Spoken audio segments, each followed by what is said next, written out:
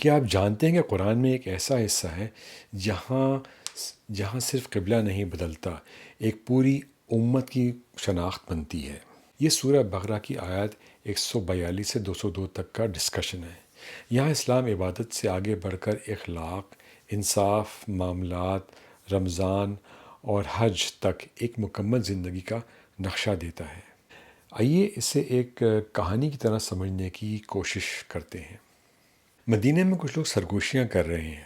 وہ یہ کہتے ہیں کہ مسلمانوں نے نماز کا رخ کیوں تبدیل کیا یا قبلہ کیوں بدل دیا۔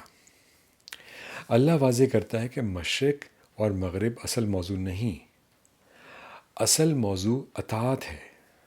یہ تبدیلی محض ایک امتحان تھی تاکہ پتہ چلے کہ کون واقعی رسول صلی اللہ علیہ وسلم کی اتباع کرتا ہے اور کون نہیں کرتا۔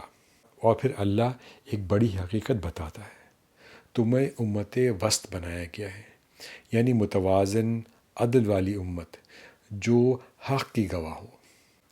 اس کا مطلب یہ ہے کہ ایمان صرف مسجد تک محدود نہیں، ایمان زندگی کے ہر حصے میں توازن اور عدل مانگتا ہے۔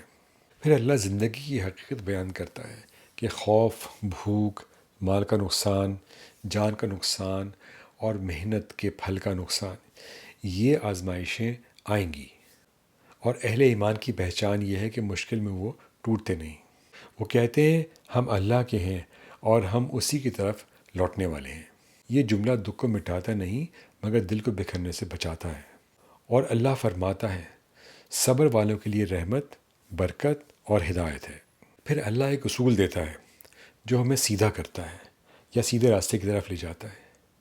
وہ یہ ہے کہ نیکی صرف یہ نہیں کہ تم ایک سمت رخ کر لو، اصل نیکی ایمان ہے، اور پھر اس ایمان کا عملی ثبوت، یعنی نماز، زکوٰۃ، ضرورت مندوں کی مدد، وعدے پورے کرنا اور سخت حالات میں صبر کرنا۔ یعنی اللہ ہمیں بتا رہا ہے کہ تمہارا دین تمہارے کردار سے پہچانا جائے گا۔ عقیدہ دل میں ہو تو صحیح ہے مگر اثر معاشرے میں نظر آنا چاہیے۔ پھر قرآن معاشرے کی حفاظت کے لیے عدل کی بات کرتا ہے۔ قتل جیسے معاملات میں قصاص کا ذکر ہے تاکہ جان کی حرمت قائم رہے اور ظلم کا دروازہ بند ہو۔ لیکن اسلام عدل کے ساتھ رحمت بھی دیتا ہے، جہاں ممکن ہو صلح، صفائی اور حق کی ادائیگی کی ترغیب دیتا ہے۔ پھر وصیت اور حقوق کی بات کی گئی ہے تاکہ کسی کا حق دب نہ جائے۔ یہ ہمیں سکھاتا ہے کہ اسلام صرف عبادت نہیں، یہ حقوق اور انصاف کا نظام بھی ہے۔ اس کے بعد رمضان کا ذکر آتا ہے۔ روزہ ایک انقلاب ہے۔ روزہ اس لیے ہے کہ تم میں تقویٰ پیدا ہو، اور قرآن کو ہدایت اور روشنی بتایا جاتا ہے۔ اور پھر ایک بہت قربت والا پیغام بیان کیا گیا ہے کہ جب میرے بندے میرے بارے میں پوچھے تو انہیں بتا دو کہ میں قریب ہوں اور میں دعا قبول کرتا ہوں۔ یہ آیت بتاتی ہے کہ اللہ دور نہیں بلکہ اللہ ہم سے بہت قریب ہے۔ تمہارا دل جب سچے طور پر پلٹے تو اللہ کی مدد اور قریب۔